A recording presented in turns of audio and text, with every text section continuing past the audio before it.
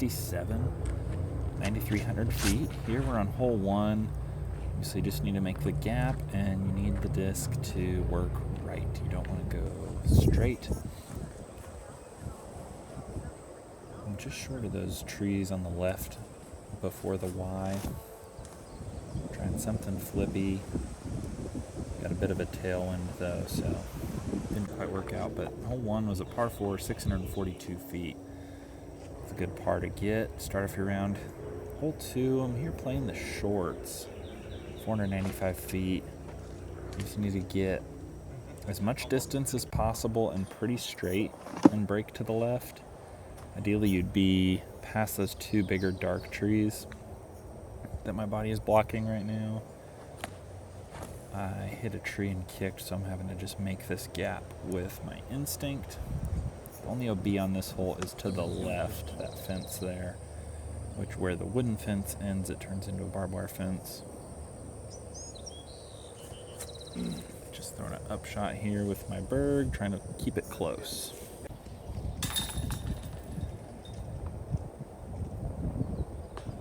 Not a bad par with that shank off the tee.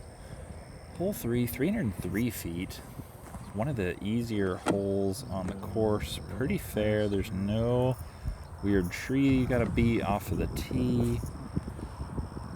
Just like a good flat to overstable finish shot. Just held on to it a little too long with the bobcat. I'm having to scramble. It's Captain's Raptor. Clipped a tree. Not a lot of ground play to be had out here. Still pretty raw, pretty fresh course. Lots of like wood chips and little tiny stumps and stuff. Slight downhill putt here, just giving it a lofty bid. Try not to press too hard. There's lots of trouble to be had on this course. This is a great throw on hole number 4 here. 558 feet. Par 4. There's a stump that has a smiley face on it you can see off the tee that you want to kind of throw straight at and break to the left. This is a great position. It's just kind of unlucky to be behind this tree. But I'm down the fairway quite a bit. Going eternal bullet. Just throwing it out of the gap and onto the green almost. I left myself with quite a few like 35 to 38 foot putts. Unfortunately, hole 5, par 4, 447 feet. Par is a great score on this hole. Hit first available. There's an OB property line on the right, which I found on day number 1. And then there's a OB trench short of the basket. This ends up being pretty good. I'm looking over the trench, gonna just pitch a zone up, and I find one of the trees. So I'm having to take it back here. Going for my 5. Just put a berg in there, and I filtered away from the basket, but I was just wanting to be over there. And never have I been so excited to save double bogey. This hole definitely takes some big numbers. Lots of trouble to be had. Hole 6, par 3, 279 feet. One of the shorter holes on the course. Maybe even the shortest hole on the course. Not positive on that. It's a good clockwise spin route or counterclockwise spin route. There is not a route if you throw it nose up into those trees in the middle, though. It'll punish you and kick you down bad. Left to scramble. I think the consensus is that if you have a bad shot or a lapse of focus, it will cost you 2 shots to recover. Set up for the tournament, there is a lot of artificial OB, but where there isn't artificial OB, there is more than enough natural OB to supplement that. This is a pretty unforgiving course. On day 1, I was 22 over par and Second place was 15 over. On to hole 7, par 4, 597 feet. This is not the shot. The shot is hitting that top gap on Anheuser and really committing to it and letting the disc pan down that fairway. And as the fairway, is guiding the disc will stable up and pan out flat and then work back into the green or towards the green. You're not going to probably make the green. There's an OB trench on this hole as well. But this is kind of a backwards S-shaped fairway, and so it works really well for that like forced Anheuser with something stable. I'm going to zone here. Very out of position on this one. I'm pretty much showing you what not to do. But just like hole 5, a lot of danger going over this trench here. You've got OB to the left on the screen and a property line on the right.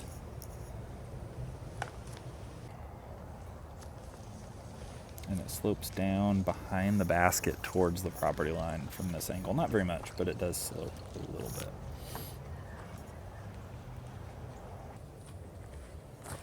Don't need to see that putt. Hole 8, par 3, 270. This is super elevated basket. There's a straight gap. There's a nice little like forced Annie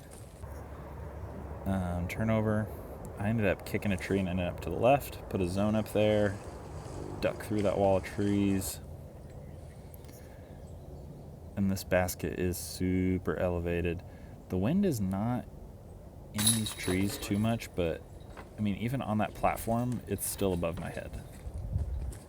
It is very, very tall. You don't want to be right under it. I watched plenty of people triple putt from less than 5 feet. Hole 9, par 4, 654 feet. You want to get as much distance as you can. If you end up to the left, you shorten the hole, but you limit your options. I'm going to go straight at it here. It's through that gully of trees. I honestly think swinging around to the right and playing a flare skip might be the best play to get the most distance before you bring trees into play. Because on the left side, there's canopies that are in the way. I mean, this is the way most people went, but the only time I parred it, I actually went around the right side of these trees that are on the right side of the screen. Just a little berg up shot. I'm not trying to get too aggressive. Isn't really that close, but it is there. And I'm just trying to play conservative and save strokes.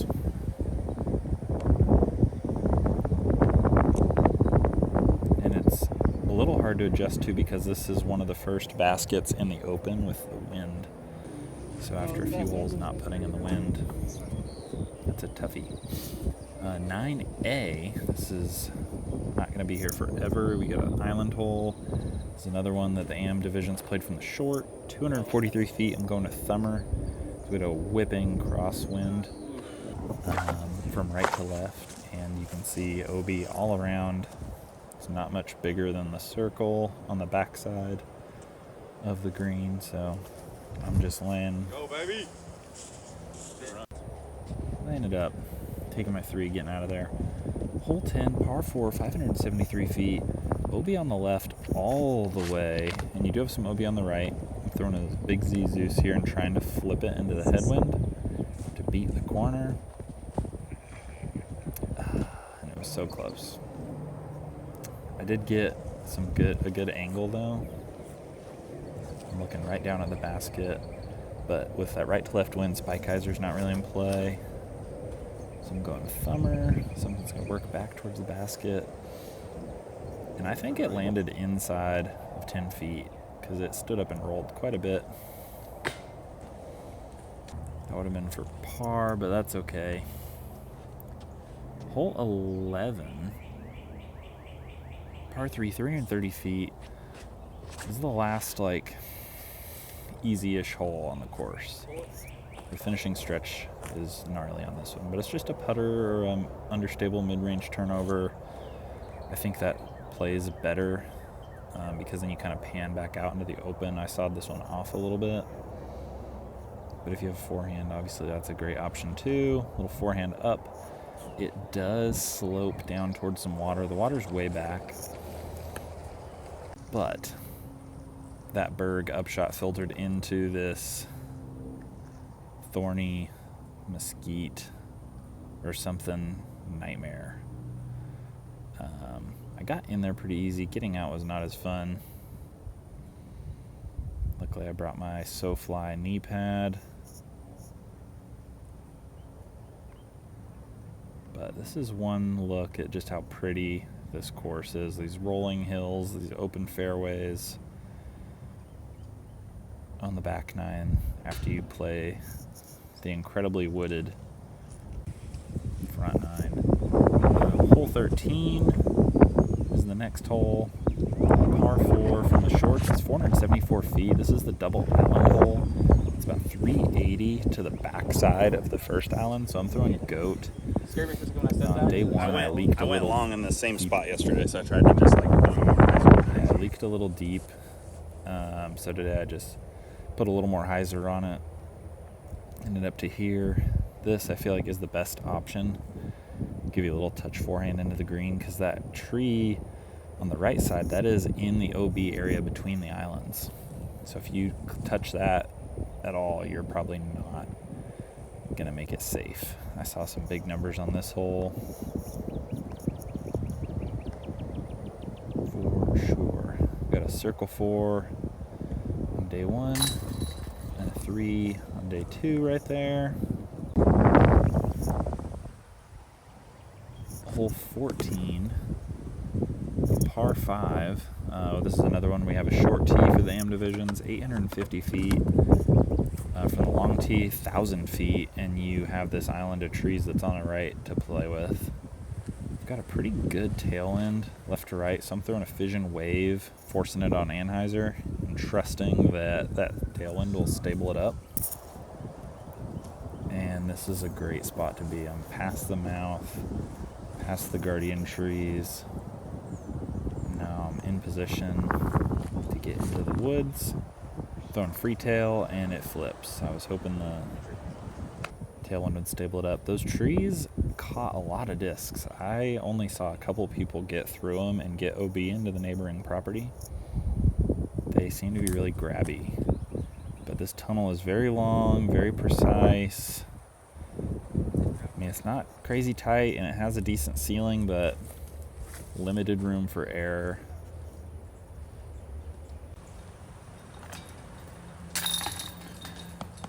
Super stoked to get a 5 on that one. Hole 15, par 4, 525 feet. I feel like this is one of the hardest gaps to hit off the tee. You've got this one tree that's kind of blocking like the hyzer flip up. This is my 3rd throw. This is not where my tee shot ended up.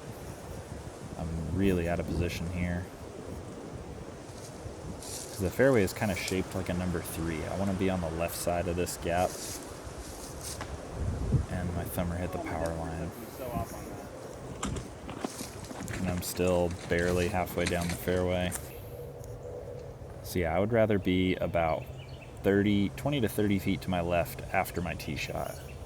And here I am for 4 pitching through this wicked tiny gap.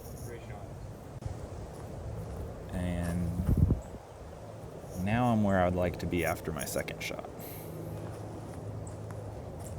Nice little just touch zone shot up onto the green, trying to get the heck off of this hole.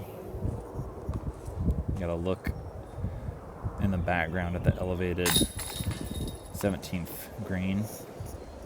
But I'm getting ahead of myself. Hole 16, par 4, 580 from the shorts. I sawed off a Captain's Raptor here. I feel like it's the right disc. I just kept releasing it early all weekend long. But you've got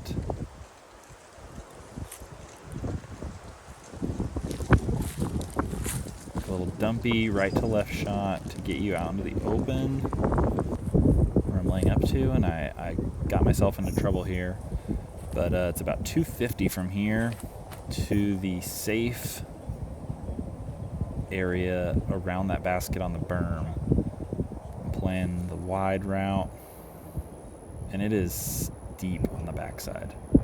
Steep. I did not see a single person leak over the backside and stay safe. So I've never been so happy to just lay up. On day number 1, I took a 10 on this hole.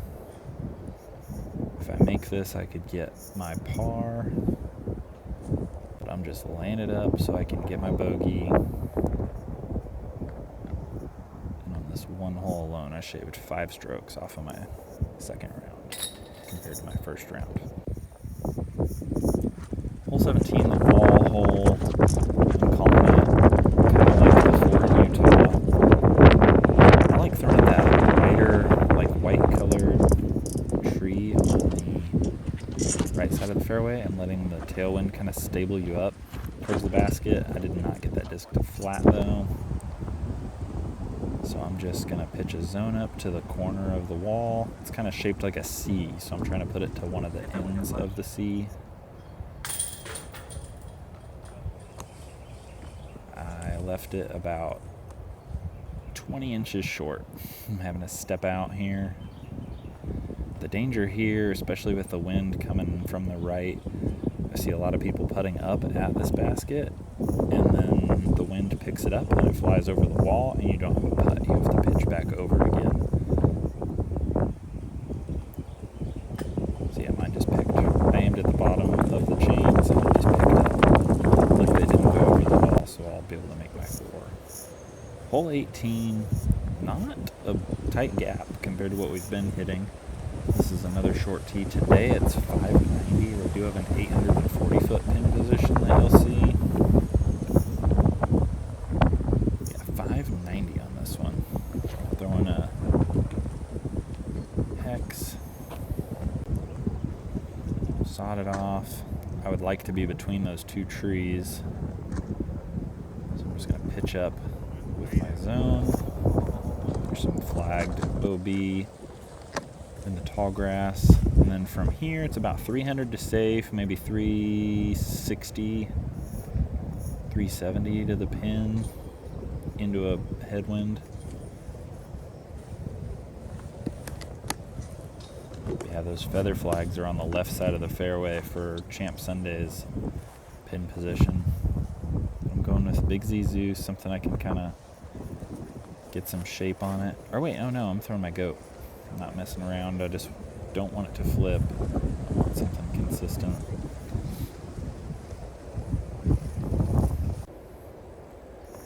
Yeah, so that's the ranch in Waelder, Texas. For now, it is not open to the public. It's only open for events. So if you see one available, definitely snag a spot. And I'd say it's well worth the trip. It's a fantastic course, and it's only going to get better as these new courses that are going in on these ranches do. So definitely check it out. Here's the view of the Champ Sunday basket position. It's 840 from the short and 940 from the long. Bumped it up to a par 5. Thanks for watching, and we'll see you out there.